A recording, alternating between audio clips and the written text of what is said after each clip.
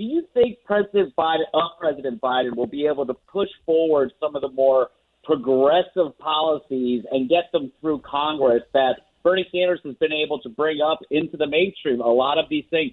And if so, which one of these policies do you think has one of the best chances of getting through and becoming law? Well, thank you so much for calling in and for your question.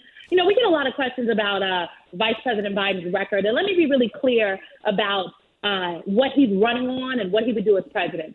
If elected, Vice President Biden will be the most progressive president in a generation. And that's just not me. I mean, look at what the policies say, from climate change to education and to women's equality, to equity, to criminal justice reform. His policies have been informed by a depth and breadth of folks from labor to some of my very much more to some of these progressive organizations you're referring to and everywhere in between. And you can bet that he will be a partner with these folks in the White House. Now, we have done some very extensive progressive outreach.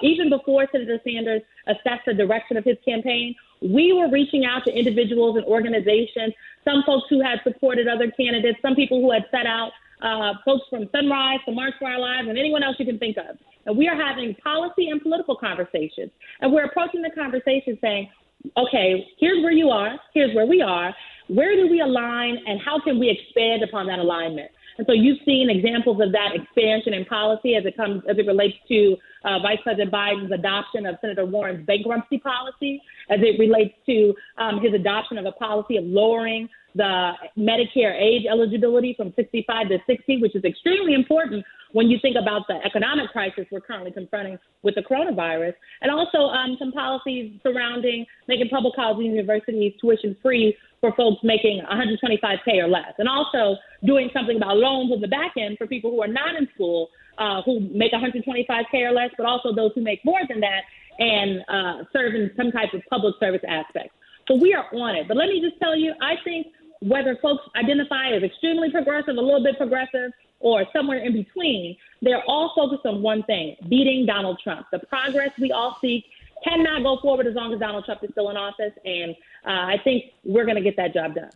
Well, I hope so, for the nation's sake, for our lives. But I think this is going to be less about policy, Seena Ghaznavi. I think it's going to be less about policy, more style over substance. Unfortunately, once again, we find ourselves in an America that you can give them health care and they still will vote against their own interests. You can give them relief and they still vote against their own interests because this is not really about policy. And I'm seeing a lot of folk that supported Bernie Sanders.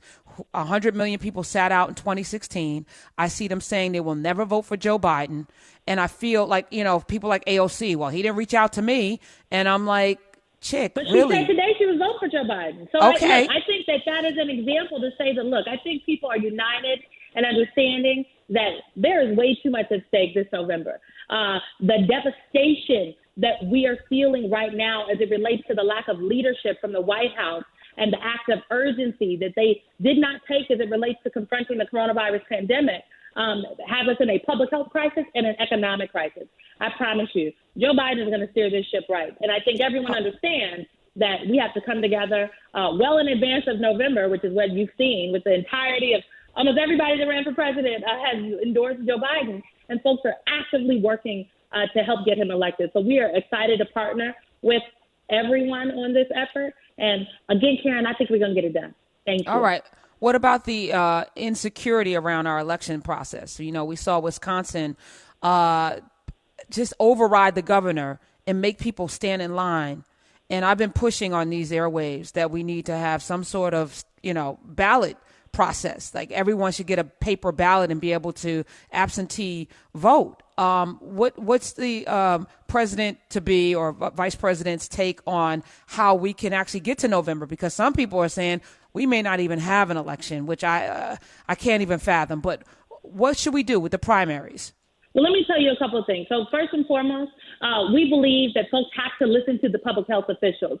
Donald Trump, chief among them, okay? He needs to sit back and let the scientists lead on this. We have to listen and look at science.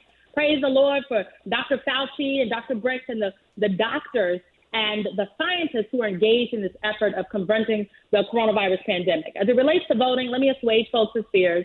If an election is not going to happen in November, it will be because of Congress that an election will not happen. And, I haven't spoken to Speaker Pelosi about this as of late, but I doubt that she's canceling the election. So the reality is we have to have safe ways for folks to cast their ballot this November. That means expanding vote by mail. That means expanding absentee balloting. But that also means ensuring that there are some safe in-person voting options across the country. And so we are gathering with our public health officials. We know Democrats on the Hill and across the country are looking at what they can do to shore up not only election protection, but also the safety of people as they cast their ballot, whether it's by mail or in person. So I have confidence, Karen. I might sound a little too optimistic, but I just truly, truly believe that, as Vice President Biden often says, we are the United States of America. There is nothing we cannot do. We have voted in the Civil War. We voted in both world wars. We voted in times of strife. A free, fair, and open elections are tenets of our democracy. We must and we have to carry forward, but we have to do so in a way that doesn't make folks choose between their health and their vote. It's not a choice Americans should have to make. And hopefully, it's not a choice people will be making in November. Symone D. Sanders is here. She just crossed the 30 mark. Seena says he's a millennial. She's an actual real millennial. She's real. You say that, but I still don't believe it. Don't mind the bags under my eyes. I want to see your birth certificate. Young people are super important. And, for many people, it's, almost ridiculous that we had, like, at the time, 4 70-year-olds, running, like, for president. And you were part of this youth movement, that really got engaged in politics. You became a powerhouse, getting young people out to vote. What's the strategy this time to get young people to the ballots?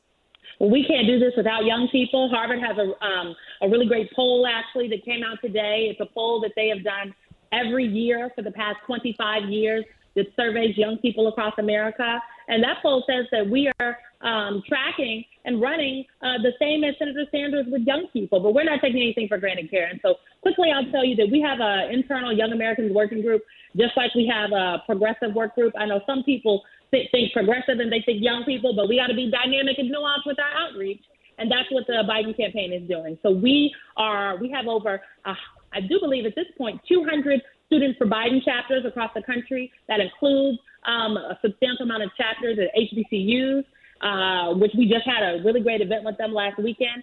We are engaging with our young Americans, our young professional folks. And then we have a young elected officials steering group, which is headed by some folks, including state reps, Lieutenant Governor Garland Gilchrist from Michigan, a really great powerhouse, up and coming. You say up and coming, he's a lieutenant governor, but truly, one of the brightest young elected officials in our generation who are helping with this effort, not just on policy, but also on engagement activities, and also pulling in some of their counterparts that didn't support Vice President Biden the first time around. So we feel good about this. There's always more we can do.